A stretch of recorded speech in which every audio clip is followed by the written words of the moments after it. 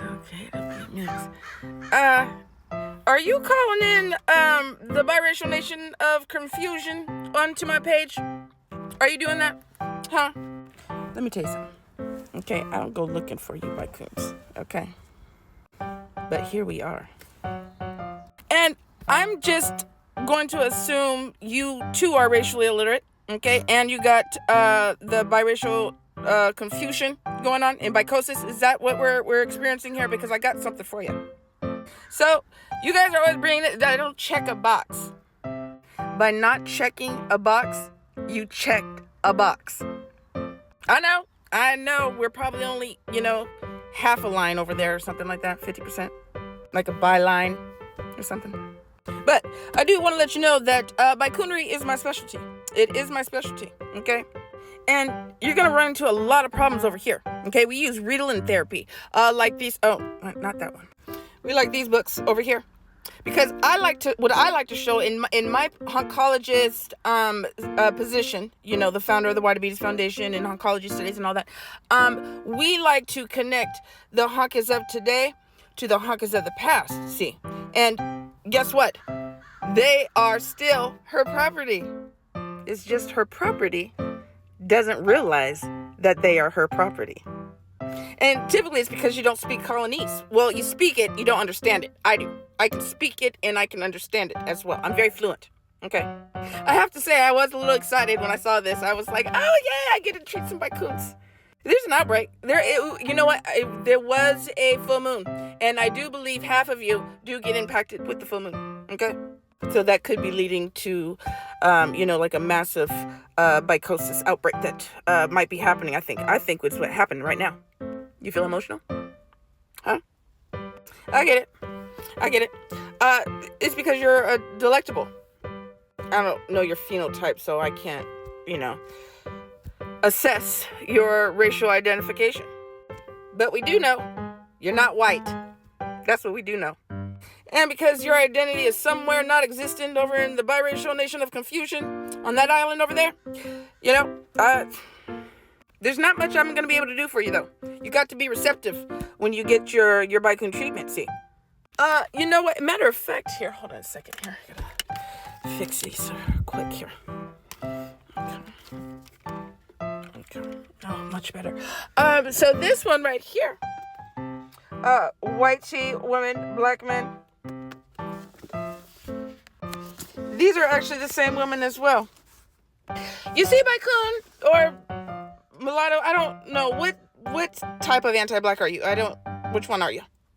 By demon? Are you that bad? By demon? Okay. Well, so back during the slaveocracy in the South, hunky heifers were throwing that ass around the plantation a lot to the enslaved black men. Okay, and some freed black men as well. Even took them in their husband's bed. You want to know how we found out about this? Okay, lover. We found out because the court cases, the husbands took their hunky heffing wives to court. And this book is divided up in two parts. Prior to Civil War, post-Civil War. Prior to Civil War, there were no remarkable mob lynchings. There was no culture in there yet. And the reason why was because black people were owned by wealthy white people. Or, a family that wasn't a poor, low-life honky. This one. But the planners actually ended up being this. But I digress. We're not there. But one thing that's very interesting about this book is there weren't any white tea women fighting for the liberation of the black men that they were engaging in relations with, raping.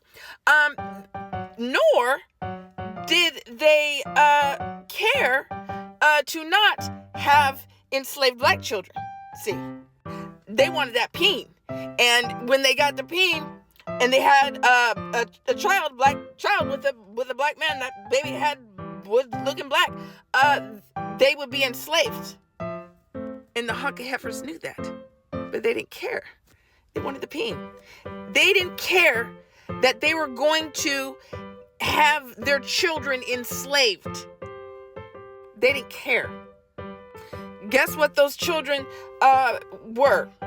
They would be enslaved. That could elevate a hunky heifer owning a slave, her child. But the honking men were like, no, we can't have that. So you would be indentured longer, and then your children with the enslaved black man, his owner would own all of you. Now, if the master treated you bad, you could go to get some recourse. Enslaved people couldn't do that. Enslaved people couldn't leave the plantation. The Hunkers typically were mobile. They could move around because they were throwing that ass around in a circle. That's what they were doing. They had to be able to leave the plantation to go to the other plantation to have relations with, whoever would have relations with them. Okay? But I think that the Bikoons are not looking at this with a brain full of lines. Okay? You don't have a brain full of lines. I don't think you guys will ever understand this.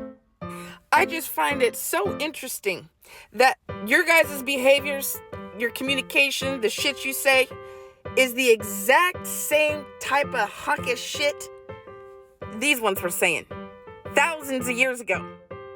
That's the diabetes. That's the spirit of hawkish supremacy.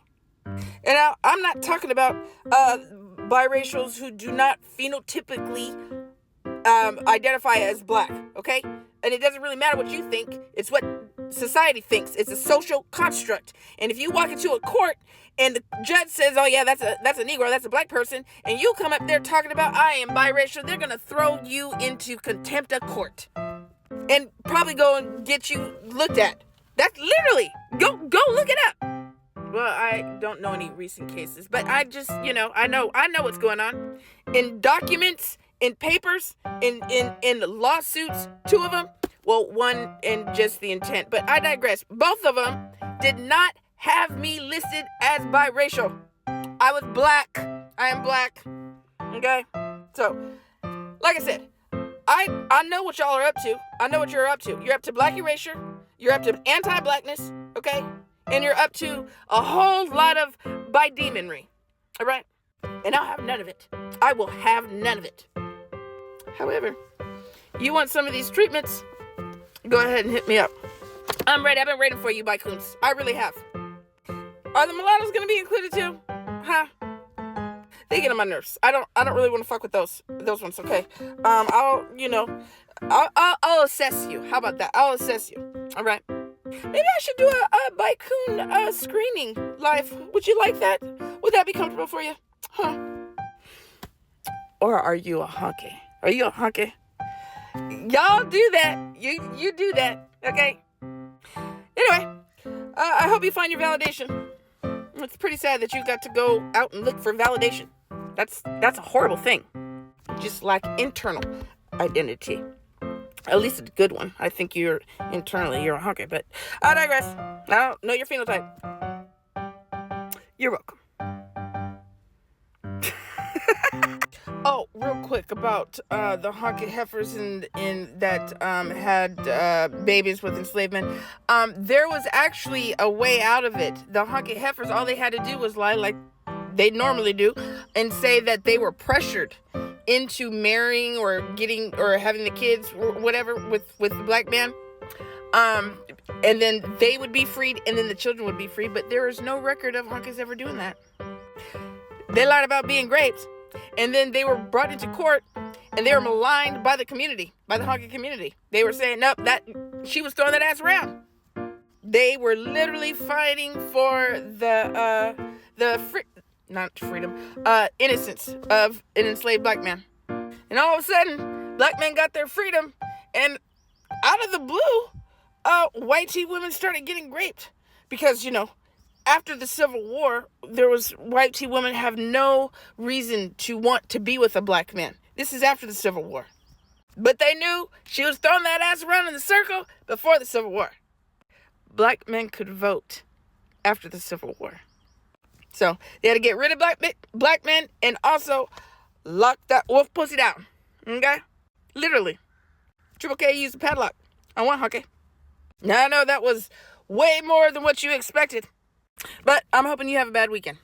Okay? Okay. Bikoon, demon, mulatto, whatever you are.